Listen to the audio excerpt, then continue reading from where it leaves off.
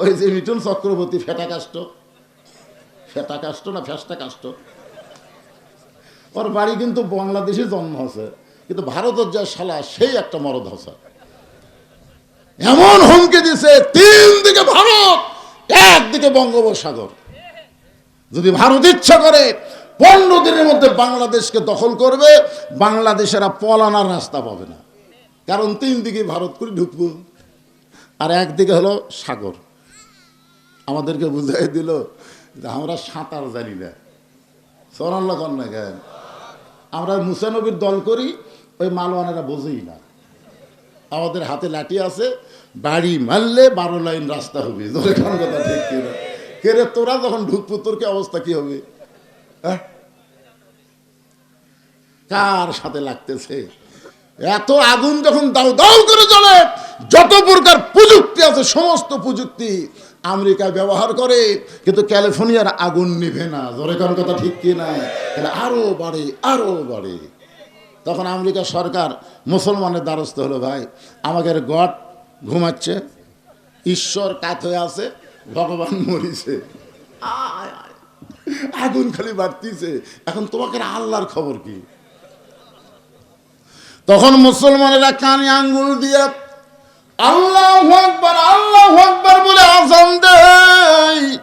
যদ্দূর পর্যন্ত আযানের শব্দ যায় তদ্দূর পর্যন্ত আল্লাহ আগুন নিভাইয়া দেয়। কি আমেরিকার কয় কে রে, আমাকে ঈশ্বর কুটি, গড কুটি গেল, ভগবানের কি হলো? পাগলা ঠেলাত বলে আল্লাহ। জোরে কোন কথা ঠিক কিনা? হ্যাঁ, আমরা সে আল্লাহর নামাজ। জোরে বলেন কোন আল্লাহর? বাইতুল মুকাদ্দাস কোন আল্লাহর? আরো জোরে বলেন। এই যে মসজিদের উন্নয়ন কল্পে মাহফিল করতেছেন, এই মসজিদ কিন্তু আমার আল্লাহর। দান বাক্স সামনে দিয়ে যায়, পকেটের দিকে টাকা দেখে 500 আছে, 200 আছে, 100 আছে, 10 টাকা নেই।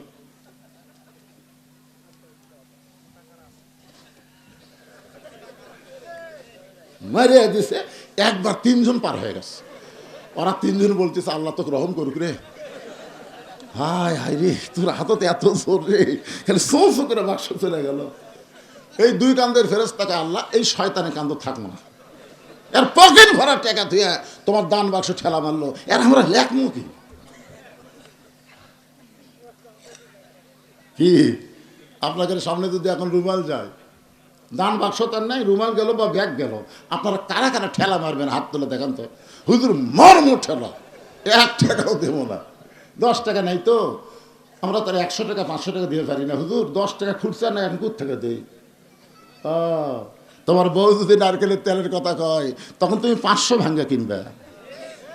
তোমার মেয়ে যদি কয় ইন্ডিয়ার চকলেট খামো, তুমি 1000 টাকা ভাঙ্গা কিনবে।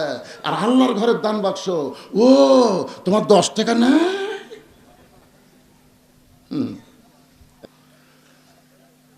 আল্লাহ বলে বান্দা তোর সঙ্গে জাহান্নামে কে যাবে? বান্দা বলে আল্লাহ তাহলে আপনি নজর করে দেখেন আল্লাহর আয়াত, ওয়াসজুদ ওয়াক্তারিফ। ওয়াসজুদ ওয়াক্তারিফ, সেজদা মানুষকে আল্লাহর নিকটে পৌঁছে দেয়। তাহলে ওই বান্দা যখন সেজদায় আছে তখন বান্দা কার নিকটে? কথা বলেন, কার নিকটে?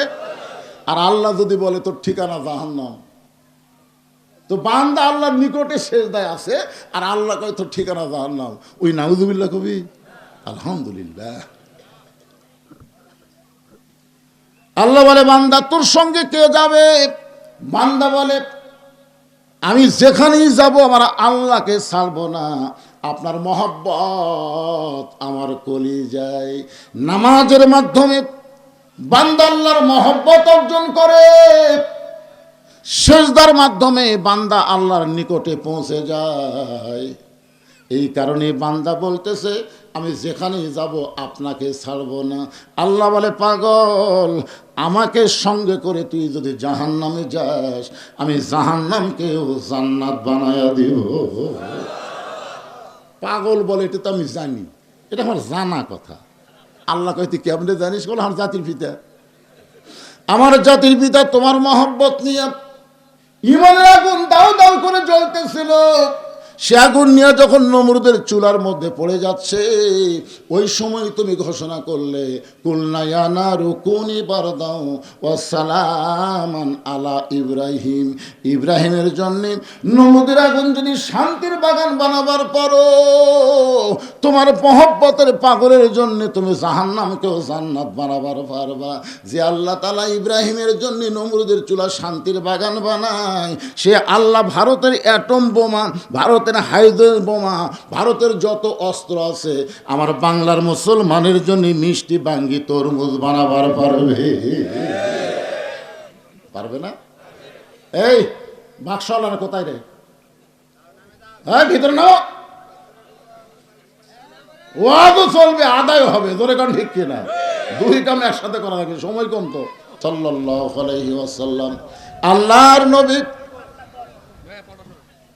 আসরের নামাজের ইমামতি করবেন। নবী আমার মেহরাবের মধ্যে দাঁড়ায় গেলেন। হযরত বেলাল আকামত দেওয়া শুরু করলো। আস্তাইনু বিস-সাবরি ওয়াস-সালাহ ইন্নাল্লাহা মা'আস-সাবিরিন। এই আয়াতটাকে বোঝানোর জন্য কিন্তু আলোচনা শুরু করলাম। অন্যদিকে মন না দিয়ে একটু মনোযোগ দিয়ে শুনবেন।